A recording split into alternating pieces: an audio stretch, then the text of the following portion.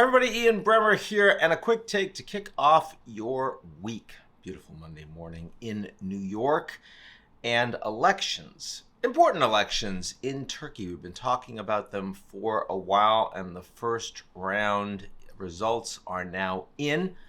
Erdogan, not quite at 50%, but really close. You're going to have a second round, but it's almost certain now that he is going to win. Turnout's very high, almost 90%. That seems unheard of, inconceivable for Americans or Europeans, but actually normal turnout in Turkish elections are about 85%, higher this time around because a lot was at stake.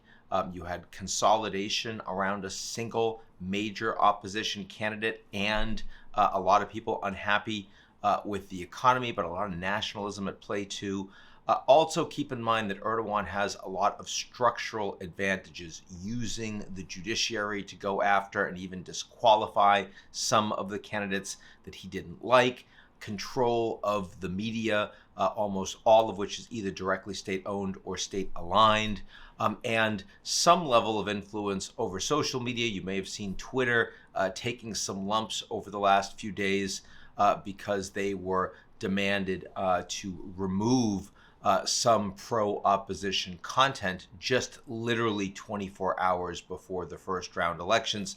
Twitter complied, and that also, of course, has an impact at the margins. But what we're going to see here is consistency, is a leader who now has been working hard to undermine the democratic checks and balances on his rule, some significant and credible claims of corruption, and also the ability to play a balancing role geopolitically between the United States and Europe and Russia. And that's despite the fact that Turkey is a NATO member. Geopolitically, Turkey's role has been increasing as we see more fragmentation more broadly in the region.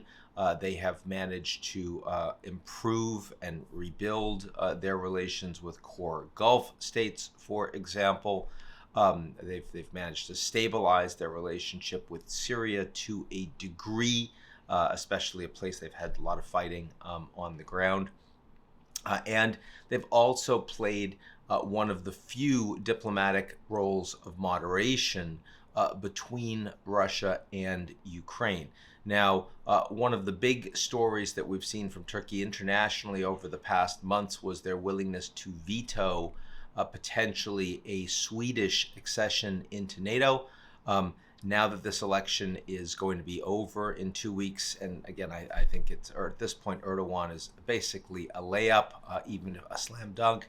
At that point, I think that Sweden, their objections will be removed. You will have that additional accession into NATO, but they expect in return not only some support from Sweden in terms of the way that would-be Kurdish nationalists are treated on the ground inside that country, but also they expect a reduction of sanctions from the United States, which would also allow the Turks to purchase advanced fighter jets that they want, that are aligned and interoperable with other existing systems they have as a NATO ally, but that Washington has been unwilling to provide. I expect all that's going to happen.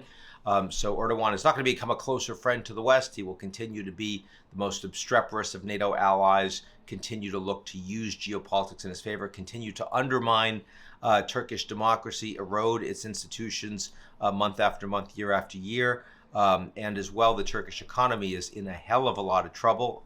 But the fact is that he was still able to pick up that election. And final point I'd make here is that we didn't see significant shenanigans in the actual vote count itself. In the early measures, early hours of the day, the opposition was coming out with results that very much favored them. And they did that despite the fact that they hadn't been confirmed yet, while the government was contesting outcomes, and they waited until those outcomes were confirmed. The interesting point here is that as we saw the final results from district to district, both opposition as well as government basically aligned on the same outcome. And Erdogan did say that he would accept the outcome no matter what. Frankly, that's more than Trump would do in his CNN town hall last week.